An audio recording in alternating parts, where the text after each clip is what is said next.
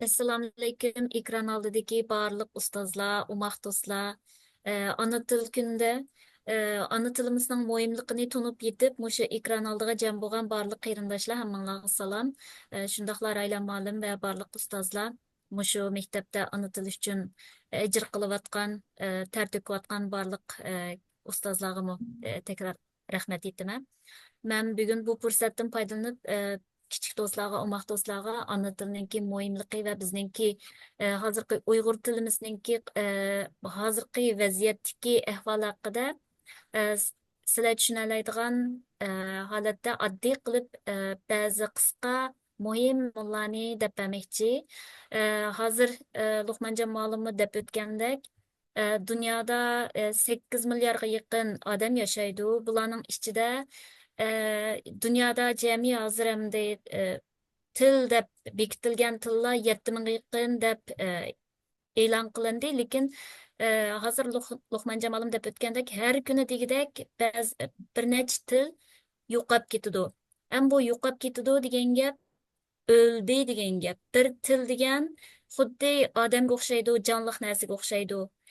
Bir til tug'iladi, yashaydi.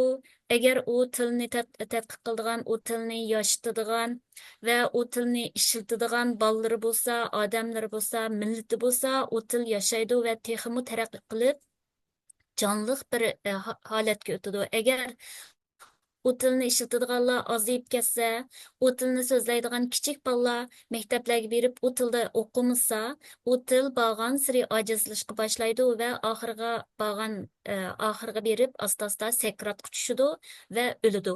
Hem dünyada hozir tillarning o'ladiganligini butun tilchi olimlarning hammasi qabul qildi. Shunglashqa endi bizningki hozir Uyg'ur tilimizningki ahvoli qaysi vaziyatda degan chog'da odatda olimlar tillarning ahvolini munda bo'lyotidi. Sijil tillar deganimiz bular hammalar bilsizlar ingliz tiliga o'xshash dunyodagi tong hukmron tillar. Uning tashida kichik bo'lsa-mu, lekin sijil davom qiladigan tillar bor. Bu tillar xuddi endi hozir bizni mushu tillarga oid, o'zimizning Uyg'ur tilini mushu tilga oid bo'lishini umid qilib turib deyapman. Kichik bo'lsa-mu, lekin xalqi o'zining tilini qo'g'dashga niyat qilgan tillar, ya'ni kichik bo'lsa-mu davom qilgan tillar. Uning ostida xatar ostidagi tillar bor. Xatar ostidagi tillar bizning hozir Uyg'ur tilininki ahvolini rost gapni qilgan chog'da xatar ostidagi tillar deyishga bo'ladi amaliyotda. Chunki hukmron tilninki bisimi ostida yanchilib butunlay yo'qotishga qarab mangan til bo'lganligi uchun bizning tilimiz hozir xalqaroda xatar ostidagi til gruppasiga kirib bo'ldi. Uningdan keyin xatar ostidagi til gruppasiga kirib bo'lgandan keyingi tillarning vaziyati qandoq bo'ldi degan chog'da asta-asta u til o'lishga boshlaydi. Kichik bolalari maktabga boradigan bolalari qolmagan vaqtda butunlay qiyrilali paranglashadigan vaziyatga yetib kelgan chog'da u til sakratga tushgan til bo'ldi. Ondan keyin u til butunlay o'ladi. Am bu tilning o'ladiganligini biz cho'qim qabul qilishimiz kerak. Shuning uchun bundaq bo'lib qolmaslik uchun biz hozirdan boshlab mushuni tunib yetib, cho'qim bolalarimizga mushu tilninki davomliligini qilishimiz kerak. Bu nihoyatda muhim narsa. Hamda sakratik til degan chog'da bu tillarni yana nechaga bo'lalaymiz. Masalan, xatarga kirish ostidagi til deb ayiramiz. Xatarga kirish ostidagi til degan vaqtda bolalardan ayrilib qilayotgan tillarni biz xalqaroda xatarga kirish ostidagi tillar deymiz. Masalan, hozir Uyg'urchaning ahvoliga qarab baqsaq, vatandagi vaziyatimiz xatar ostiga kirish vaziyatini butunlay hozirlab bo'lgan bir vaziyatda. Unda bizningki hozir vatandagi Uyg'ur tilining ahvoli xatar kirish ostidagi til bo'ldi allaburun.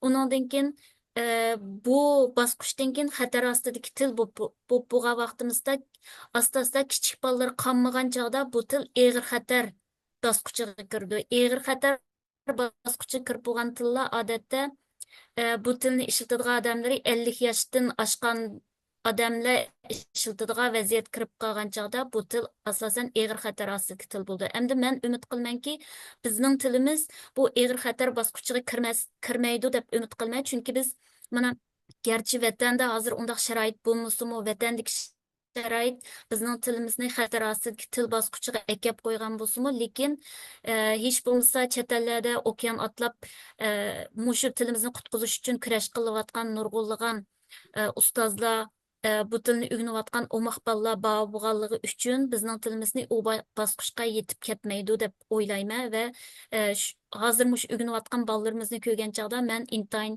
xushal bo'lib, buningki nihoyat cho'ng bir umid ekanligini va bizning tilimizning bundan keyin texmi parlab, texmi jonliq qaytadan qutqizib bo'ldigan sijil davom qildigan tillarga qayta kiralaydiganligiga ishonaman. Shunglashqa kichik do'stlar, sizlarning qilayotgan ishinglar, o'rganayotgan tilinglar amaliyotda bu nihoyatda og'ir vazifa. Hisobda sizlar bizningki Uyg'ur millatimizningki eng muhim narsasini, kimligini, tarixini bog'laydigan muqaddas tilimizni davomlashtirish uchun kurash qilayotgan hammanglar biror jangchi. Shunglashqa men sizlarni tabriklayman. Mushu til uchun kurash qilayotganliginglar uchun hammanglarga rahmat aytaman. Bu oddiy bir vazifa emas. Hisobda sizlar o'zinglarning Uyg'urliginglar bilan o'zinglarningki tilinglarni qo'g'dash uchun mushu vazifani ado qilyapsizlar. Sizlarga rahmat. Uyg'ur tilini qo'g'dab qilish uchun kichik jangchilar davomli bu kurashni davom qilinglar. Rahmat. Rahmat San'at ma'lum. Shunchalik Rahmat, ahamiyatlik, shunchalik muhim nuqtalarni ta'kidladingiz. Rahmat. Ko'pdan ko'p rahmat.